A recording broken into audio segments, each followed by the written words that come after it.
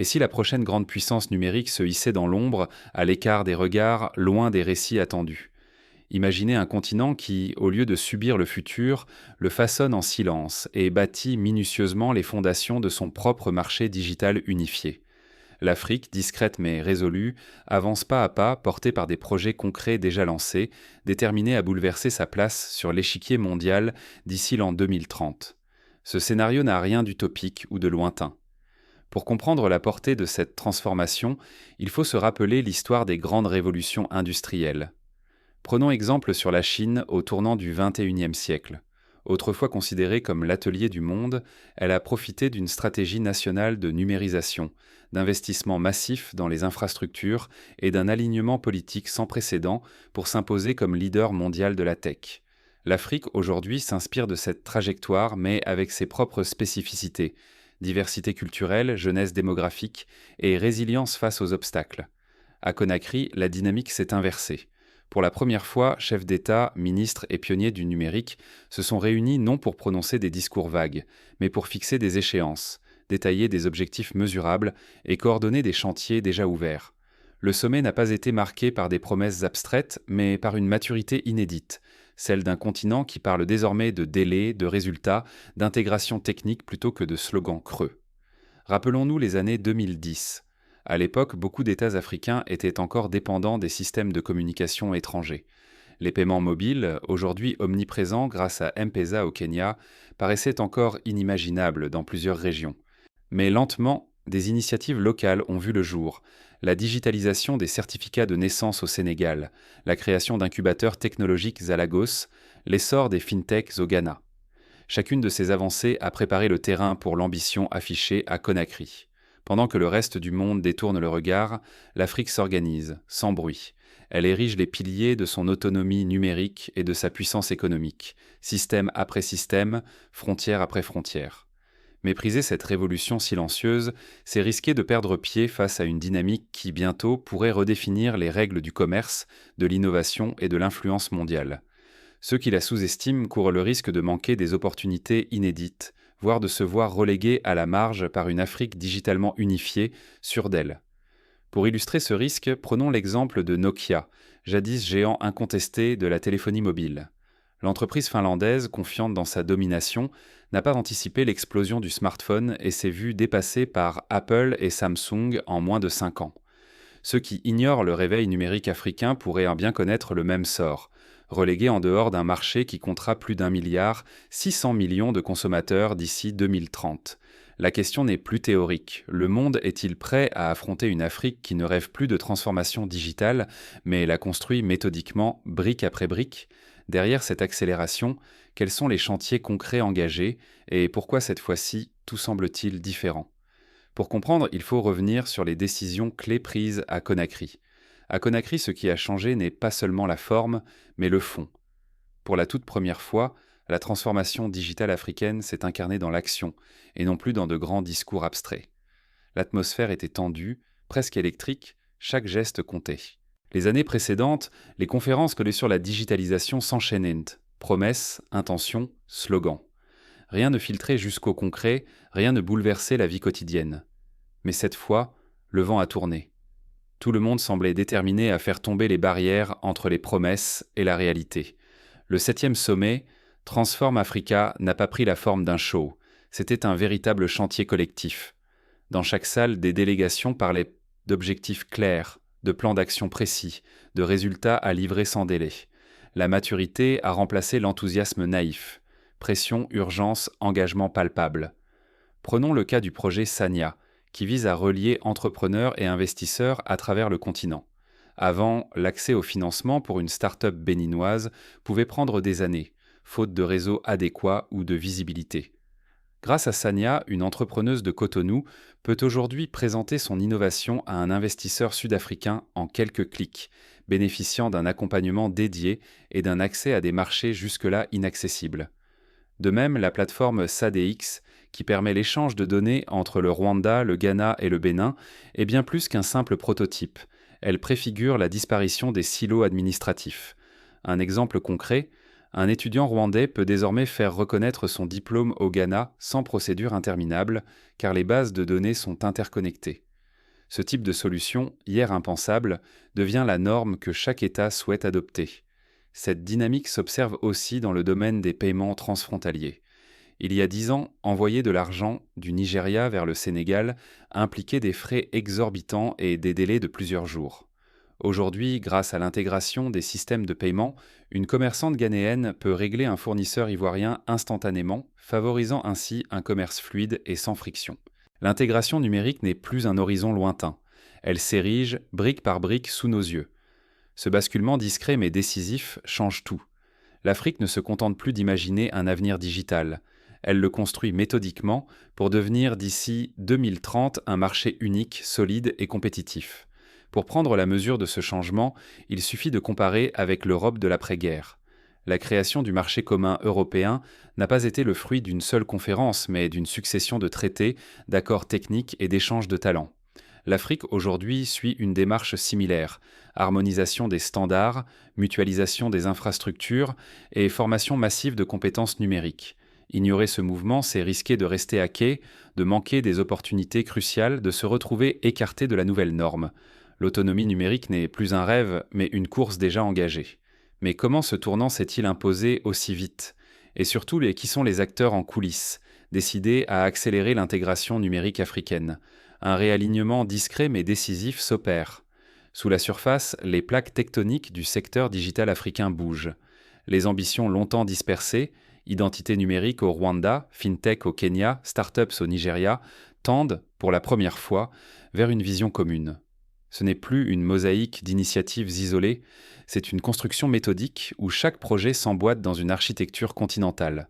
Le puzzle s'assemble pièce après pièce. Au centre de ce mouvement, Smart Africa. L'organisation ne joue plus le simple rôle de facilitateur. Elle impulse, coordonne, impose un nouveau rythme. La promesse d'un marché digital unique se transforme en feuille de route partagée, avec des étapes claires, des responsabilités assumées. Prenons l'exemple de l'identité numérique. Au Rwanda, la carte d'identité biométrique permet déjà d'accéder à plus de 150 services administratifs en ligne. Au Nigeria, la plateforme d'identification nationale a permis de lutter contre la fraude et d'accélérer l'accès aux services bancaires. Désormais, l'objectif est l'interopérabilité. Permettre à un citoyen ougandais d'utiliser sa carte au Maroc ou en Côte d'Ivoire sans obstacle technique ou administratif. Les frontières commencent à s'effacer. Des solutions d'identité interopérables émergent. Les paiements transfrontaliers deviennent réalité. Les plateformes de données s'apprêtent à dialoguer, abolissant les silos qui freinaient l'innovation. Mais l'enjeu ne s'arrête pas là. Les nouveaux partenariats ne se contentent pas de contrats sur le papier.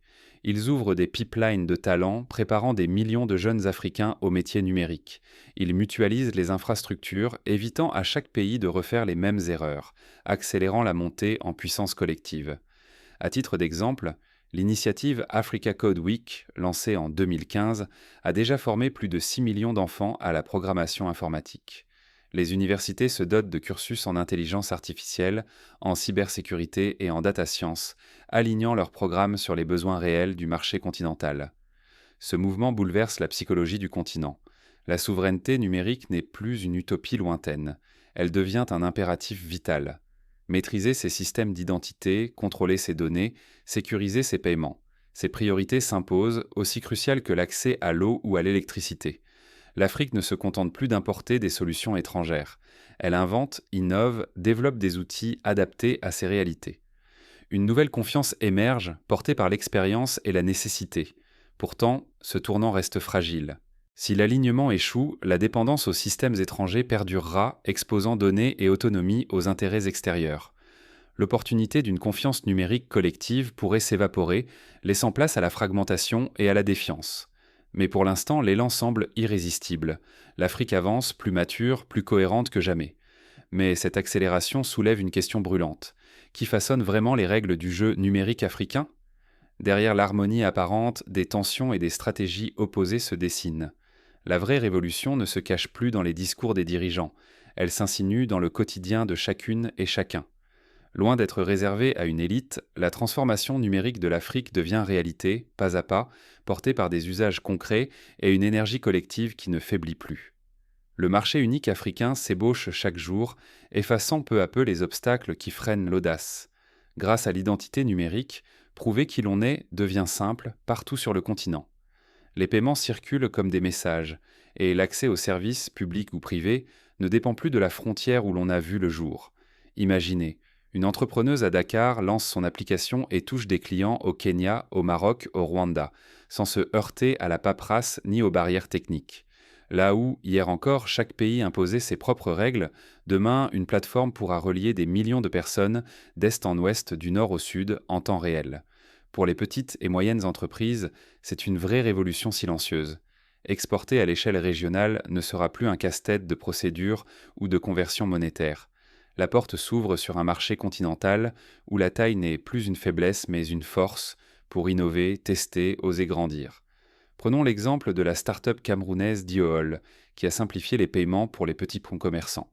Grâce à une solution mobile, des milliers de vendeuses de marché peuvent aujourd'hui accepter des paiements numériques, suivre leurs ventes et accéder à des microcrédits, là où autrefois elles étaient exclues du système bancaire.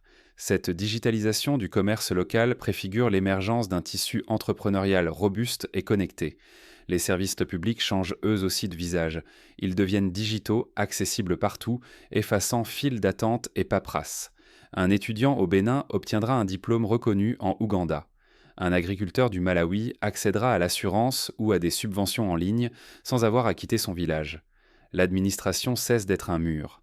Elle devient un accélérateur. Pour aller plus loin, prenons l'exemple du secteur de la santé. Au Kenya, la plateforme M-Tiba permet à des millions d'utilisateurs de gérer leurs dépenses médicales via mobile, de recevoir des diagnostics à distance et de planifier des rendez-vous dans des hôpitaux partenaires. Cette innovation, en cours de déploiement dans d'autres pays, pourrait transformer radicalement l'accès aux soins dans les zones rurales. Mais le véritable bouleversement ne se joue pas que dans la technique, il est mental. Quand la friction disparaît, l'ambition prend de l'ampleur. Les rêves ne s'arrêtent plus aux frontières héritées. Les jeunes, les femmes, les créateurs voient des grands, car la route s'ouvre enfin devant eux. Rien de tout cela n'est acquis. Si la transition échoue, les citoyens resteront prisonniers de la bureaucratie, de la perte de temps, de l'inefficacité.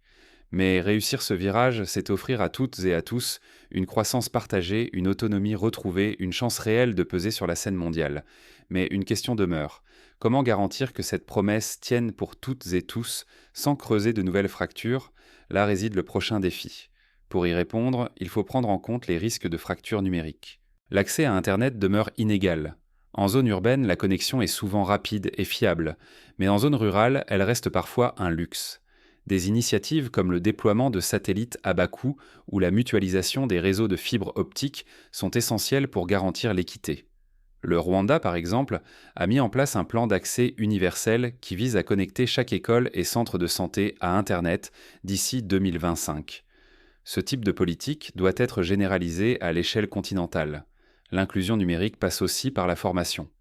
Si des millions de jeunes Africains sont formés au code et aux métiers de la tech, il faut également penser aux populations moins alphabétisées.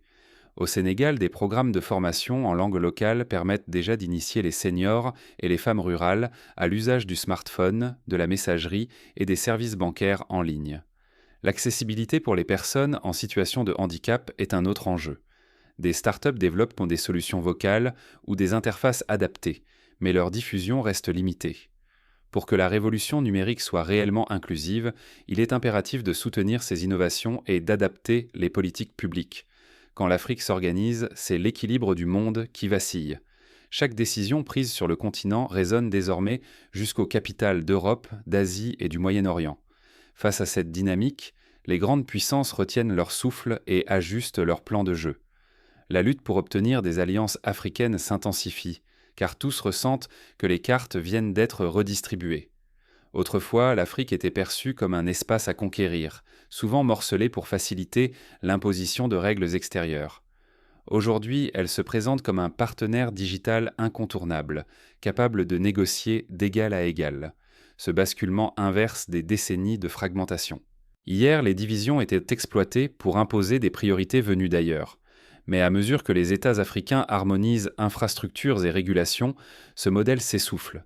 Investisseurs et multinationales doivent revoir leur copie. Les stratégies limitées à un seul pays ne suffisent de plus. Il faut penser à l'échelle du continent, anticiper une intégration numérique qui progresse d'année en année. Prenons l'exemple de la réglementation des données. Là où autrefois chaque pays imposait ses propres lois, l'Union africaine travaille désormais sur un cadre commun, inspiré du RGPD européen mais adapté aux réalités locales. Cette harmonisation permettra aux entreprises de déployer des services à grande échelle sans se heurter à des barrières réglementaires multiples. Désormais, l'avantage glisse du côté africain. Gouvernements, entrepreneurs, ingénieurs, ce sont eux qui imposent de plus en plus leurs exigences, stimulent l'innovation locale et élargissent l'influence du continent. Ce réveil crée d'immenses opportunités pour ceux qui sauront s'aligner avec cette Afrique numérique en pleine construction. Mais le danger plane. Les entreprises et États qui n'anticipent pas risquent d'être exclus du marché le plus jeune et le plus dynamique, ou de voir leur pouvoir fondre face à de nouveaux compétiteurs mieux adaptés. La question n'est plus de savoir si le monde devra compter avec une Afrique digitale, mais comment il s'y adaptera. Pour les pionniers, c'est le moment de forger des alliances stratégiques, d'embrasser ces nouveaux standards et d'investir dans des solutions pensées à l'échelle continentale. Mais cette transformation ne se fait pas sans obstacles. Les résistances, les défis technologiques et les rivalités internes restent bien réels. Par exemple, la question de la souveraineté des données soulève des débats houleux. Certains États craignent de perdre le contrôle de leurs informations sensibles, tandis que d'autres militent pour une ouverture totale afin d'attirer les investisseurs. Trouver le bon équilibre entre protection et innovation sera crucial pour garantir la pérennité du marché digital africain. L'Afrique ne promet plus, elle agit. La transformation numérique n'est plus un horizon lointain, mais une réalité qui s'affirme patiemment partout sur le continent. Désormais, décideurs, entrepreneurs et talents avancent ensemble. Moins de discours, plus de solutions. L'ambition n'est plus de rattraper, mais de définir les règles du jeu. Ce mouvement n'est pas éphémère. Il signe une bascule historique. D'ici 2030, l'Afrique vise à devenir un marché digital unifié. Ce n'est pas un slogan, mais un chantier collectif déjà en marche, appuyé sur la maturité de ses architectes technologiques. Pour y parvenir, plusieurs étapes pratiques données sont à suivre. Premièrement, accélérer la mutualisation des infrastructures numériques. Data center, réseau de fibres optiques, plateforme cloud souveraine. Deuxièmement, renforcer la formation continue des professionnels de la tech avec des partenariats publics-privés et des certifications reconnues à l'échelle continentale. Troisièmement, instaurer une gouvernance partagée de la cybersécurité pour faire face aux menaces croissantes. Le monde ne peut plus ignorer cette montée en puissance. Rester passif, c'est choisir de regarder l'histoire défiler sans en écrire une ligne. Que vous soyez citoyen, investisseur ou décideur, l'enjeu est colossal.